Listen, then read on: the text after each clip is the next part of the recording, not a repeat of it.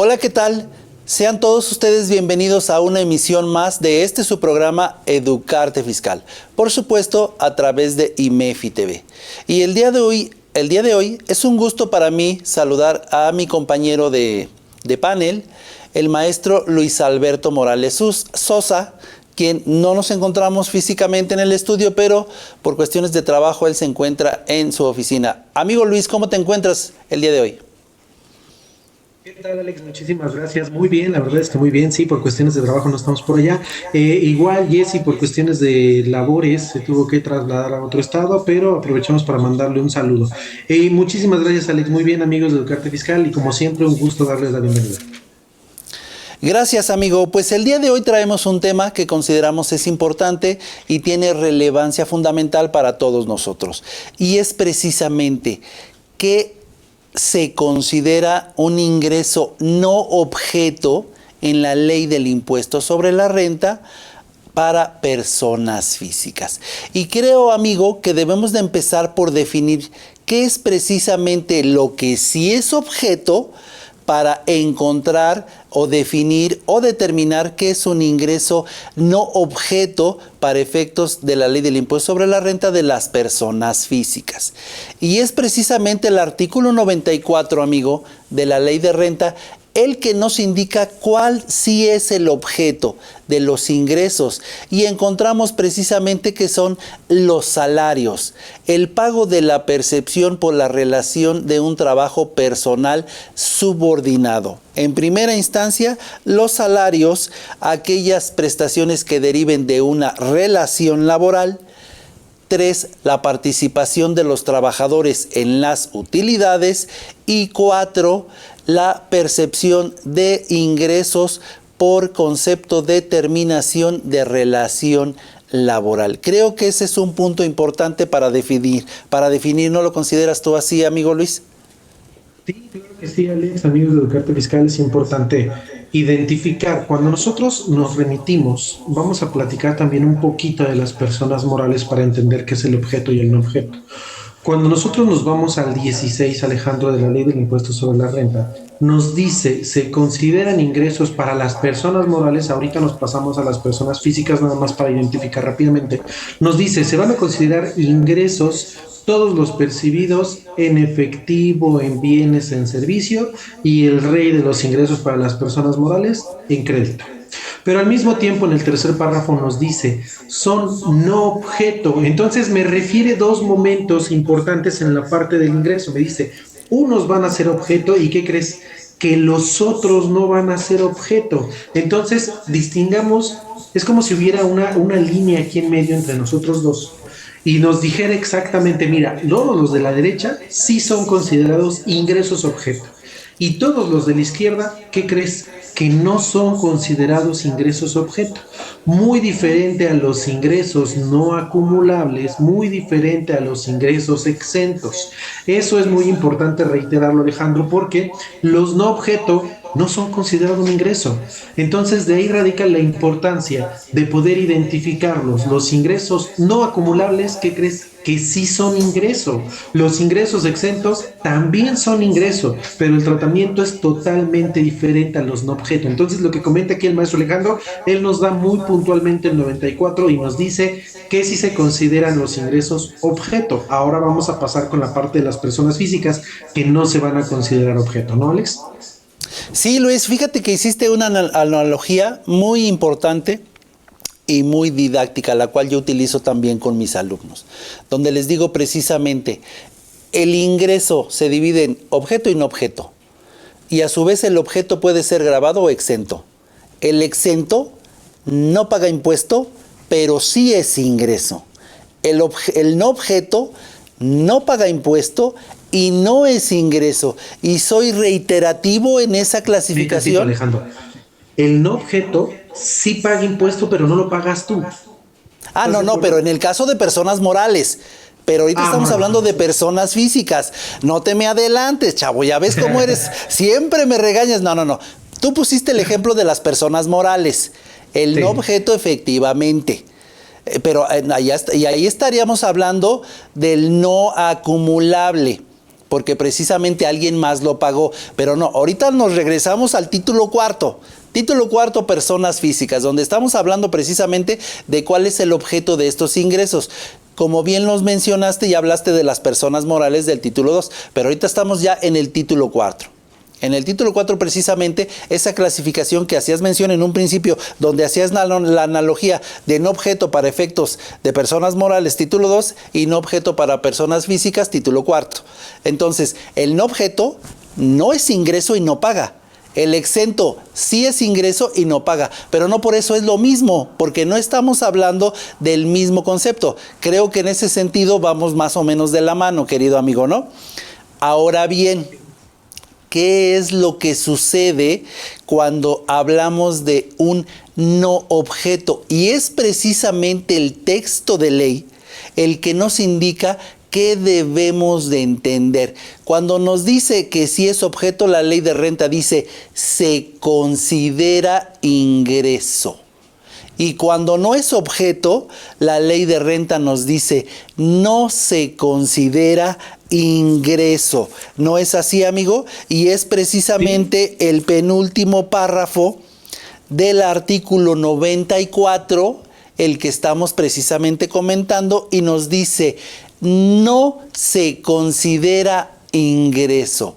Sin embargo, es una percepción de dinero importante para aquellas personas físicas y sobre todo hablando de aquellos que tributan en el régimen de salarios. ¿No es así, amigo? ¿Qué comentario tienes tú al respecto? ¿Te viene de repente? Como bien lo dices, Alejandro, tenemos que entender que el ingreso exento, si bien lo comentabas, no va a pagar el impuesto como tal, pero no paga el impuesto porque tiene un permiso especial. Sí se va a considerar un ingreso, lo mismo que el no acumulable. Sí son ingresos, cualquiera de los dos son ingresos. ¿Cuál es la diferencia? El ingreso exento tiene un permiso especial por parte de la autoridad y está específicamente en el 93 de la ley del impuesto sobre la renta, si no mal recuerdo son 29 fracciones. 29, 25. Aquí lo tengo, mira, lo checo. Pero el 93 nos habla 29. de los ingresos. 29, fíjate, sí le atiné. Sí le atinaste.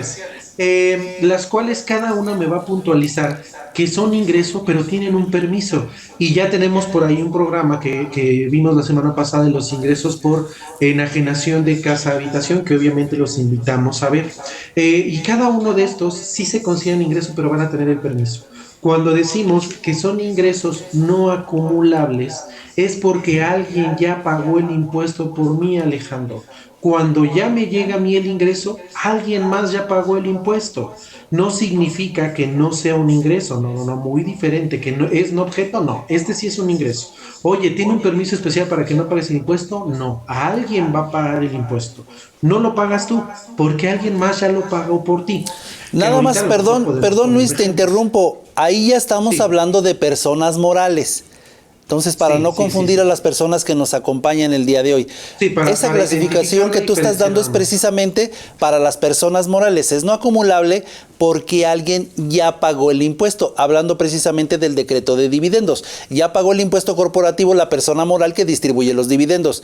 Pero reitero y retomo, estamos hablando de las personas físicas. El ingreso no acumulable de las personas físicas no es porque alguien más ya haya pagado el impuesto, sino porque corresponde a una periodicidad diferente a la de 30.4 días para efecto de la tarifa mensual o 365 días para efecto de la tarifa. Es ahí donde tenemos que aplicar una tasa que debemos determinar, porque no podemos aplicar un ingreso, por ejemplo, para una terminación de una indemnización por término de relación laboral, que es precisamente el artículo 94 del que estamos hablando, del que sí es objeto, porque no podemos aplicar a una indemnización de 20 años una tarifa de 365 días. Esa es la diferencia. Entonces, perdón que te interrumpa, amigo, pero esa es la clasificación para personas morales y esta es para personas físicas del título cuarto. Entonces, te interrumpí, una disculpa por eso. Sí, estoy Pero totalmente de acuerdo contigo. Y aquí en 94, en el penúltimo párrafo específicamente, nos dice, como bien lo comentas, nos dice, no se considera un ingreso. Entonces ahí es muy específica la ley y te dice, al no ser un ingreso, ¿qué implica? Que es un objeto. ¿Qué implica es un objeto? Para entenderlo, normalmente yo lo que hago, Alejandro, es, por ejemplo, oye, yo soy persona física y presto mi servicio en la ciudad, en la frontera de México, me voy a Tijuana. Yo soy transportista, ¿sale? Y estoy en la línea fronteriza de México. A mí me contratan en México, circulo por toda la zona fronteriza y a lo mejor me voy hasta, no sé, Baja California, Nuevo León, Monterrey, no sé, algo, pero circulé por toda la línea fronteriza de México. Entonces, cuando a mí me contratan en México, cruzo toda la avenida por la parte de México, termino en México y me pagan en México. Eso sería objeto, ¿estás de acuerdo, Alejandro? Digo, sí, sin meterme en cartaporte ni nada de mandar, sería un objeto. Oye, ¿y qué pasa si ese mismo camión, qué crees que no está en México y se va del otro lado ahora de la frontera? Lo contratan del otro lado, él está dado de alta en el otro lado, presta servicio en el otro lado, pasa la línea por el otro lado y le pagan en el otro lado. ¿Qué implicaría? Que ya no sería objeto de nosotros. ¿Estás de acuerdo, Alejandro? Entonces, ahí es correcto. donde tenemos que entender la diferencia. Lo mismo sucede aquí con las personas físicas. Una parte es la que se va a considerar objeto, que sí es ingreso, y esta que muy específicamente la ley me dice, no se va a considerar un ingreso. Sí, estoy completamente de acuerdo contigo, amigo. Mira, antes de tocarlo y no dejarlo a la mitad, vámonos a un breve espacio publicitario y regresamos para retomar esta parte importante y no quedarnos a la mitad. ¿Te parece? Regresamos, por favor. ¿Ya tienes tu registro patronal ante el FONACOT? Recuerda que si tienes registro patronal del IMSS, es una obligación estar registrado también ante el FONACOT a partir del 4 de abril. Evita sanciones significativas que oscilan entre los 5,428.50 hasta los 162,855 pesos. En IMEFI nos encargamos de gestionar este trámite por ti. Contáctanos para cotizar. Para más detalles, comunícate a través de nuestro WhatsApp 5581 54 74 37 o escríbenos a despacho@imefi.com.mx.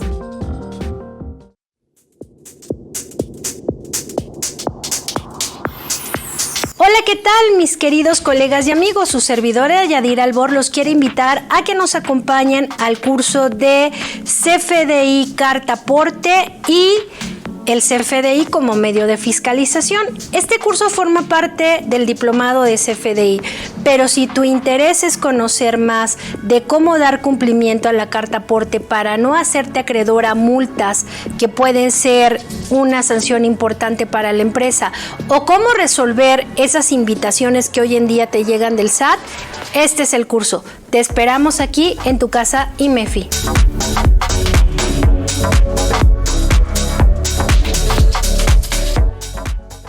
La Biblioteca IMEFI es un recurso que brinda acceso a una plataforma de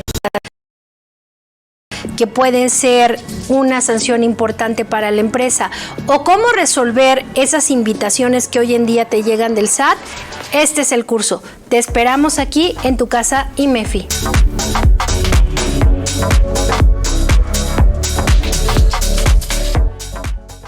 La Biblioteca IMEFI es un recurso que brinda acceso a una plataforma de capacitación en línea por un año, abarcando áreas como contabilidad electrónica, seguridad social, IMSS e Infonavit, fiscal, NIFS y PLD. Se asemeja a un servicio como Netflix, pero con la distinción del sello de IMEFI. Vas a encontrar diversos cursos grabados de las áreas anteriormente descritas. Con esta plataforma podrás estudiar a tu propio ritmo y descargar material por cada curso anunciado. Vas a encontrar más de 1,000 horas de capacitación especializada con destacados ponentes y con la calidad que nos distingue. Recuerda que cada mes estaremos agregando nuevos cursos, así que siempre tendrás acceso a temas de tendencia. ¿Qué esperas? Adquiérela hoy mismo.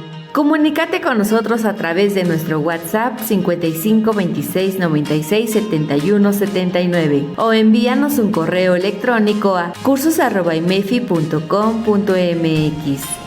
Bueno amigos, pues ya estamos de regreso precisamente con mi compañero Luis, compañero de mesa, precisamente en donde vamos a empezar a desentrañar el penúltimo párrafo del artículo 94 de la Ley de Renta, el cual nos decía, y ya lo había mencionado el maestro Luis con precisión, no se considerarán ingresos, diferente a los ingresos exentos, que si bien sí son ingresos, decía el maestro Luis, tienen un permiso especial para no realizar el pago del impuesto correspondiente. Y ahora sí, ¿cuáles son los conceptos de los cuales hemos estado hablando y que se consideran no objeto? Son dos particularmente y son muy importantes. El primero son, no se considerará ingresos en bienes los servicios de comedor y de comida proporcionado a los trabajadores, ni el uso de los bienes que el patrón proporcione a los trabajadores para el desempeño de sus funciones. Es decir, querido amigo, entiéndase las herramientas de trabajo. Las herramientas de trabajo y los servicios de comedor y de comida que son proporcionados por el empleador al empleado no se deberán considerar como un ingreso para el trabajador. Y yo te diría, Luis, oye, pues nada más eso faltaba, ¿no? Imagínate a un empleador que le proporcione a un trabajador una laptop y ya por eso sea considerado un ingreso para este trabajador, cuando lo único que está haciendo es utilizar la computadora a efecto de desarrollar el trabajo que él es encargado por el empleador, amigo, ¿no? ¿Cómo lo ves tú? Sí, justo, fíjate que nos hizo falta una parte, Alejandro, que nos dice, no se consideran ingresos en bienes. Entonces aquí, obviamente, los bienes que a mí me están proporcionando sería la parte del comedor o de comida que se proporciona a los trabajadores. Entonces aquí es muy importante puntualizar que la ley me dice trabajadores. Entonces no estamos hablando que quién le va a dar este servicio, el patrón a sus subordinados. Y nos tendríamos que ir nuevamente, como lo hemos comentado en muchos programas, al 8 y al 10 de la Ley Federal del Trabajo. El 8 me especifica que es un trabajador y el 10 que es un patrón, para entender este sentido. Entonces tenemos que empezar a coordinar la parte de la Ley del Impuesto sobre la Renta, la parte de la Ley Federal del Trabajo y hasta cierto punto, Alejandro, me atrevería también a decir la parte de la Ley del Seguro Social por aquello del salario base de cotización.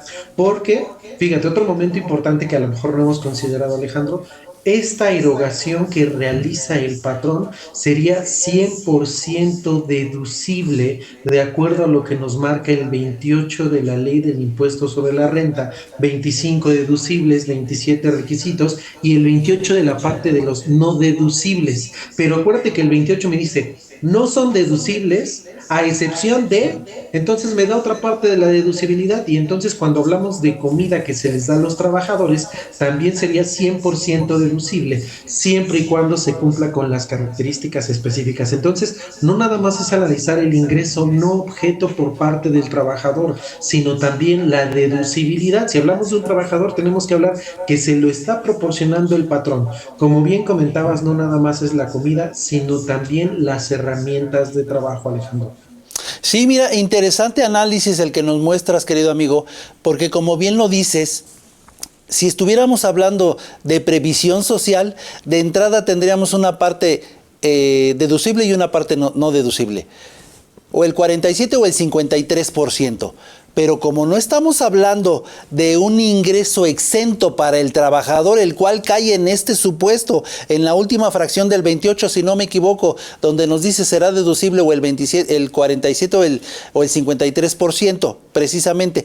Las herramientas de trabajo no caen en ese supuesto, puesto que no es previsión social y no se considera un ingreso exento, sino un no objeto. Entonces, ¿qué consecuencia trae para esto con el empleador? Pues precisamente como bien lo mencionas, es una especie de prestación, por así llamarlo, pero no quiero darle ese nombre, sino una parte que se le entrega al trabajador y que no forma parte ni de su salario, ni forma base ni es base para el salario base de cotización para efectos del Seguro Social o para efectos de la Ley Federal del Trabajo. Entonces, creo que ahí consideramos una interesante alternativa. Mira, este ejemplo yo se lo pongo a mis alumnos de la universidad.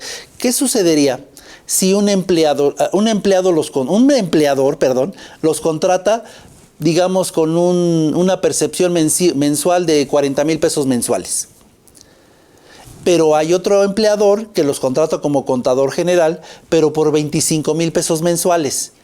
Y yo les digo, a ver, ahora sí que ¿con quién se van? ¿Con melón o con sandía?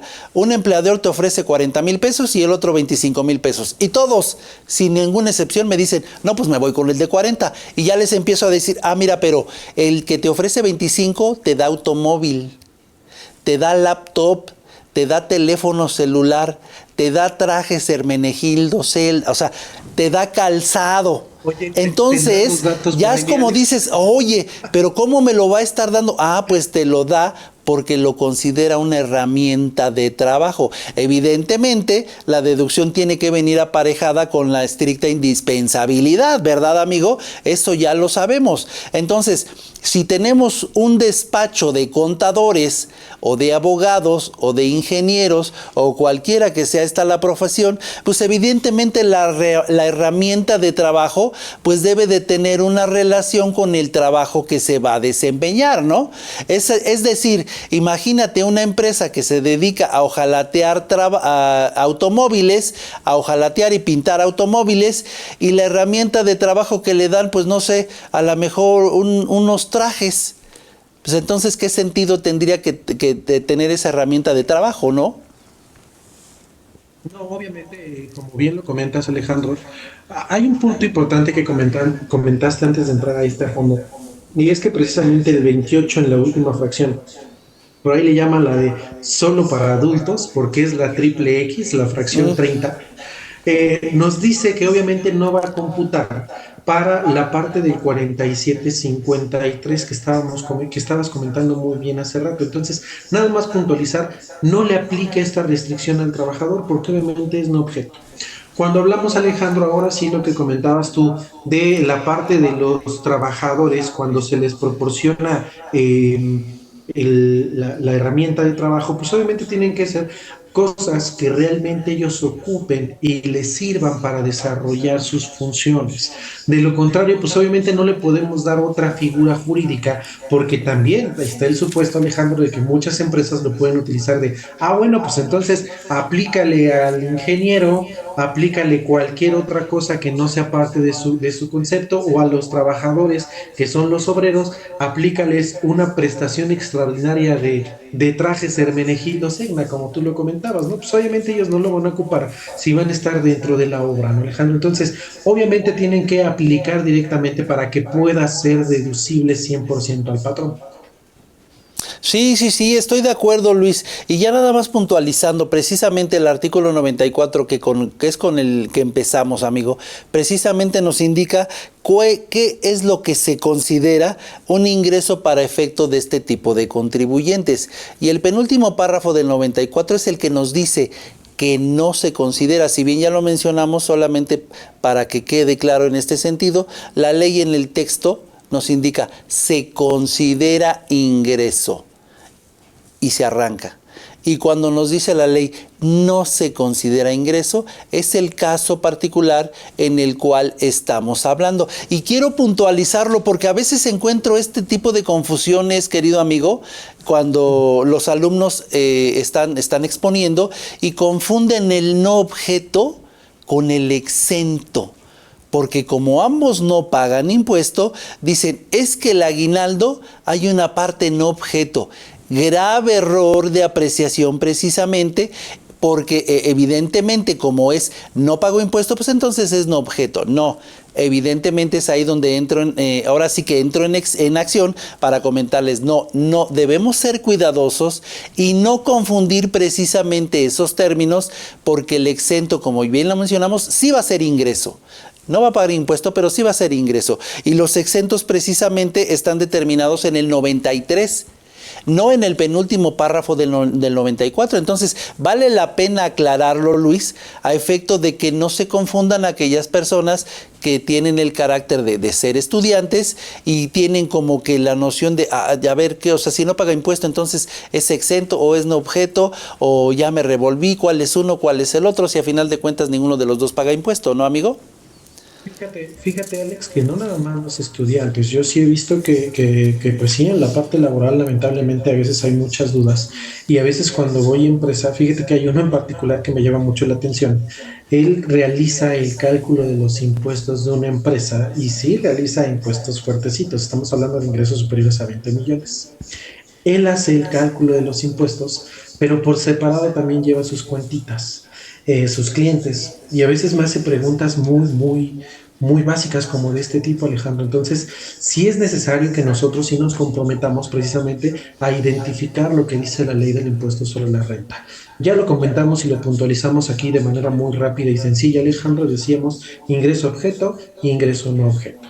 Ingreso grabado, ingreso acumulable, ingreso no acumulable, ingreso exento. Entonces hay que identificar cada uno de los conceptos, y en este caso nos atrevimos a hablar del 94, último párrafo, porque precisamente nos habla de los no objetos de las personas morales y personas físicas, perdón, y únicamente son dos, Alejandro. O sea, tampoco hay que hacernos tantas vueltas, que es precisamente la comida, servicio de comedor, y ahí también, digo, no nos pasamos a la ley del seguro social, Alejandro, pero también puntualizar que debemos de tener cuidado, porque también esto podría ser una afectación para el trabajador, hablando del salario base de cotización o el salario diario integrado, si ya nos metemos en la ley federal del trabajo, ¿no, Alejandro? Entonces, ese sería tema de otra plática totalmente diferente, pero también considerable, ¿no, Alex?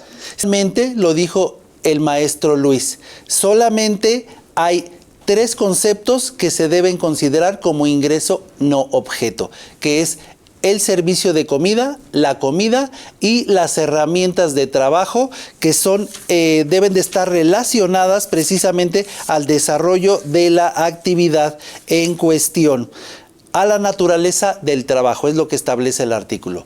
¿No es así, querido amigo? Sí, justo así, Alejandro.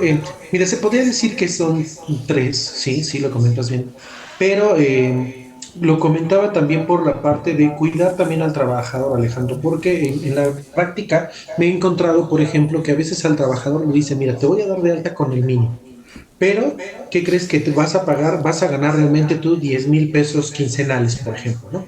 Y el mínimo, recordemos que está ya se me olvidó, Alejandro, en 248.73, algo así.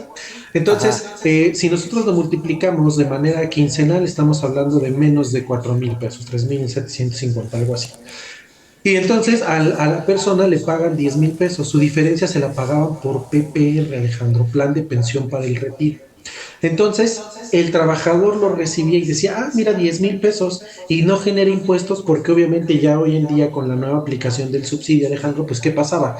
Que daba tablas, con el subsidio no pagaba nada de impuesto. Pero ¿qué crees? Que en la anual el PPR resulta que sí se va a considerar un ingreso.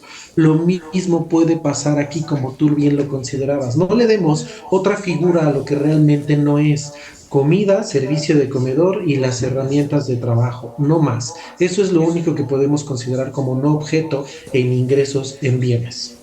Que no es otra cosa que lo que establece la ley, querido amigo. Así es. El tiempo vuela y esta vez no es la excepción. Por favor, tus comentarios finales en el programa, amigo. Sí, claro que sí, amigos de Educarte Fiscal, como lo fuimos comentando durante todo este breve programa, puntualizar precisamente que es nada más lo que dice en el 94, penúltimo párrafo, el ingreso no objeto. Y tener mucho cuidado en qué se considera objeto, no objeto, acumulable, no acumulable e ingreso exento. Yo creo que en el momento que nosotros como contadores podemos identificar ese tipo de ingreso, estamos del otro lado, porque precisamente eso me va a dar pie a la parte que yo puedo aplicar el impuesto, tasa, tarifa, o hasta cierto punto qué régimen le puedo aplicar. Entonces, cuando nosotros logramos identificar ese tipo de ingreso, realmente ya podemos sentirnos que estamos del otro lado, Alejandro. Y pues yo soy Luis Alberto Morales Sosa, me da mucho gusto haber estado con ustedes. Me encuentran en contacto@contabilidadfiscal.com. Muchas gracias, Luis. Pues para mí también es un gusto siempre contar con su presencia. Ya saben que en Educarte Fiscal, este programa a través de IMEFI TV, tratamos de presentar información que siempre sea de utilidad para todos ustedes. Para mí un gusto, como siempre, contar con su presencia, esperando tener la fortuna de que nos sigan acompañando en programas posteriores. Mi nombre, Alejandro Valdés Ledesma. A mí me encuentran en alejandrovaldez@valdesasoc.com. Hasta la próxima.